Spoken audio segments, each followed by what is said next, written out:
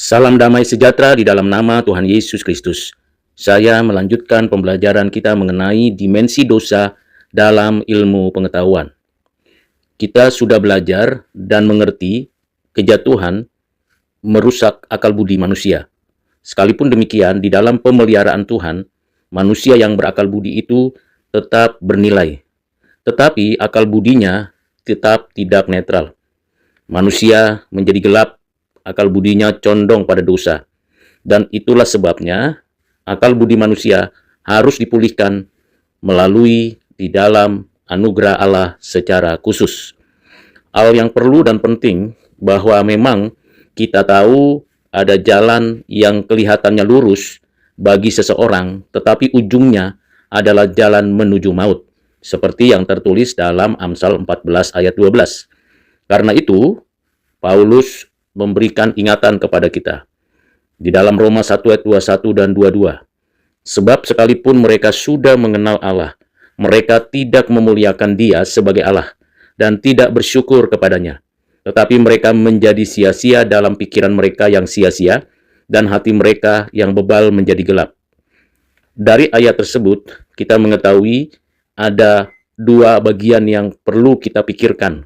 Yang pertama, mengenal Allah, tetapi tidak memuliakannya. Yang kedua, mengerti dan memahami siapakah Allah, tetapi tidak bersyukur kepadanya. Ada upaya pemberontakan secara akademis dan secara kehidupan dalam diri orang berdosa. Dampaknya, pikiran yang ada di dalam orang berdosa itu mendapatkan satu kondisi yang sia-sia. Bukan saja pikiran yang sia-sia, tetapi hatinya juga bebal dan gelap. Selanjutnya di dalam surat 1 Korintus pasal yang ke-2 ayat 14, Rasul Paulus memberikan kepada kita satu pemahaman yang lebih utuh lagi. Dituliskan demikian, tetapi manusia natural tidak menerima apa yang berasal dari Roh Allah, karena hal itu baginya adalah suatu kebodohan, dan ia tidak dapat memahaminya, sebab hal itu hanya dapat dinilai secara rohani. Dengan pengertian dari ayat ini, kita bisa mengetahui secara alamiah, secara natural, manusia itu masih memanfaatkan akal budinya, otaknya bersinergi untuk merespon kebenaran, alam, dan berbagai realitas lainnya. Yang sebenarnya seluruhnya keberadaan manusia yang bisa berpikir itu berasal dari Allah.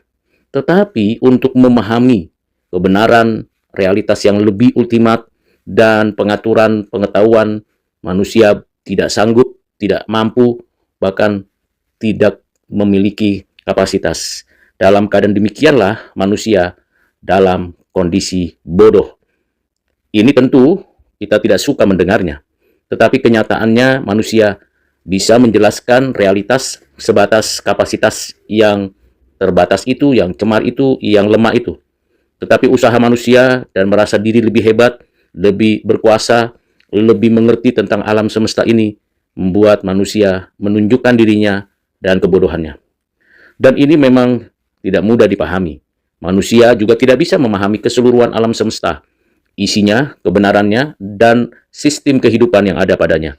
Karena itu, kalau kita ingin melihat, menata, mengerti untuk keseluruhan itu, kita bisa menilainya.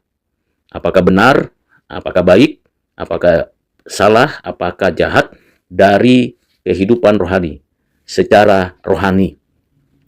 Saudara yang kekasih di dalam Kristus, ada beberapa dimensi dosa yang berkorelasi atau berinteraksi dengan ilmu pengetahuan. Pertama adalah kesalahan arah.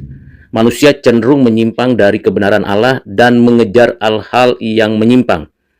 Ini bisa kita lihat contohnya bagaimana manusia berupaya membenarkan ideologi dunia seperti materialisme, relativisme, humanisme sebagai kebenaran tertinggi. Padahal itu temuan manusia, pergumulan manusia, perjuangan manusia, tetapi manusia tidak pernah puas. Dari satu ideologi pindah ke ideologi berikutnya. Mengapa demikian? Kesalahan arah. Karena manusia cenderung menyimpang dari kebenaran Allah yang diinternalisasi di alam semesta, yang diinspirasikan dari dalam pengajaran Alkitab. Yang kedua, kebutaan penilaian. Keterbatasan dan bias membuat manusia tidak mampu menilai realitas secara benar tanpa terang Roh Kudus. Mengapa? Kita berikan contoh. Hal yang menarik dan yang salah karena prasangka data dipilih atau paradigma yang keliru, menjadi salah kesimpulan. Kesimpulan bisa salah karena data yang dipilih, data yang dikumpulkan itu tidak lengkap, tidak utuh. Kesimpulan bisa salah karena prasangka, asumsi, praduga yang sesungguhnya tidak objektif, tidak logis, tidak komprehensif, sehingga kesimpulan salah. Dan paradigma-paradigma yang digunakan, presuposisi sebelum segala sesuatu disimpulkan. Inilah yang disebut dengan kebutaan penilaian. Keterbatasan dan bias ini yang membuat manusia tidak mampu menilai realitas secara benar. Yang berikutnya, yang ketiga, penyalahgunaan tujuan. Ilmu pengetahuan, teknologi, apapun, dari zaman ke zaman, perkembangannya begitu pesat, dapat digunakan dengan tujuan yang benar, tetapi karena manusia di dalam dosa, tujuannya bertentangan dengan kehendak Allah. Contoh, teknologi seharusnya untuk menata alam, untuk memelihara ciptaan yang lain, tetapi merusak ciptaan, memanipulasi informasi, menindas manusia lain. Entah itu akhirnya kita tahu adanya perang, adanya rekayasa genetika, dan berbagai plagiat dan hal-hal yang berkaitan dengan penggunaan teknologi, termasuk teknologi digital, yang seluruhnya penyalahgunaan tujuan. Dari keempat hal dimensi dosa dalam ilmu pengetahuan ini, kita bisa mempelajari apa yang dikatakan oleh Johannes Calvin dalam bukunya Institutes of Christian Religion, buku yang pertama. Dituliskan bahwa akal budi manusia tidaklah hancur, tetapi sangat rusak, sehingga ia senantiasa melenceng dari kebenaran, kecuali kalau diperbaharui oleh Roh Kudus. Jadi saya dan Anda sebagai makhluk berpikir masih bisa menggunakan akal budinya, tetapi tidak netral.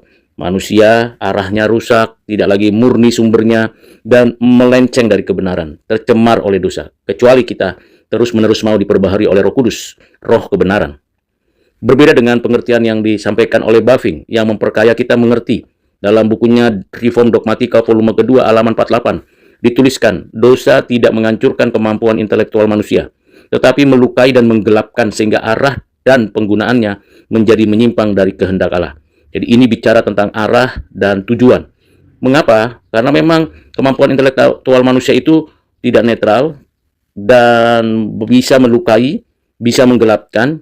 Kemampuannya luar biasa. Ada berbagai teknologi yang bisa kita manfaatkan, tapi banyak hal penggunaannya merusak. Senjata nuklir, AI yang dapat merusak kalau tidak digunakan dengan tujuan yang benar. Kuyper mengatakan dalam Lectures on Calvinism halaman 92, tidak ada satu jengkal pun dalam hidup kita yang tidak berada di bawah kedaulatan Kristus, sehingga ilmu pengetahuan pun harus dibebaskan dari dosa dan dibawa ke dalam ketaatan kepadanya. Setiap ilmu pengetahuan, apapun program studinya, apapun materi ajarnya, mata pelajarannya, mata kuliahnya, seluruh teori, konsep, prinsip yang ditawarkan manusia perlu diterangi, dijelaskan, dipahami di dalam terang Kristus, di dalam kekuatan kuasa Roh Kudus, supaya logis, objektif, komprehensif, dan utuh, tidak menyimpang, tidak buta, tidak salah digunakan, dan tidak memiliki sumber yang keliru. Saudara yang kekasih dalam Kristus, manusia tetap dapat mengetahui banyak hal, tetapi tidak dapat mengetahui Allah dengan benar tanpa pencerahan Roh Kudus. Ilmu pengetahuan memiliki nilai dan panggilan, tetapi selalu membutuhkan anugerah yang mengarahkan dan memurnikannya. Ilmu pengetahuan adalah aspek kedaulatan Allah atas seluruh hidup manusia, termasuk pemikiran dan penelitian yang ada di dalamnya. Karena itu, mari kita menerapkan contoh-contoh sebagai berikut. Dalam dunia sains, meneliti ciptaan Allah dengan rendah hati bukan untuk menantang Sang Pencipta. Temukanlah pelajaran dari alam, manfaatkanlah alam dengan baik untuk jadi saluran berkat, dan setiap orang memuji Tuhan, memuliakan Allah dengan pengetahuan dan teknologi. Teknologi mengembangkan teknologi dengan memuliakan Allah dan mensejahterakan sesama, tidak merusak, tidak menapikan keadilan, kesucian, kebenaran, tapi sungguh mengembangkannya untuk memuliakan Allah. Kita bisa gunakan untuk kehidupan kita dalam berbisnis, dalam memuliakan Tuhan di gereja, dalam pendidikan, yang pasti untuk tujuan mensejahterakan sesama dan setiap orang diajak, diarahkan kepada memuliakan Allah. Secara sosial, mari kita gunakan data-data dan riset untuk mencari keadilan dan kebaikan bersama, bukan untuk melakukan manipulasi dan hal-hal yang buruk, bahkan menggunakan data-data pribadi untuk kepentingan pribadi. Dalam pendidikan, kita perlu mendidik generasi demi generasi dengan kebenaran Alkitab, kebenaran yang mengarahkan kepada kita untuk bisa menemukan kebenaran dalam seluruh bidang ilmu.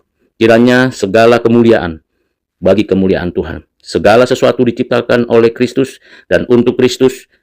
Kristuslah kepala segala sesuatu. Soli Deo Gloria. Tuhan Yesus memberkati.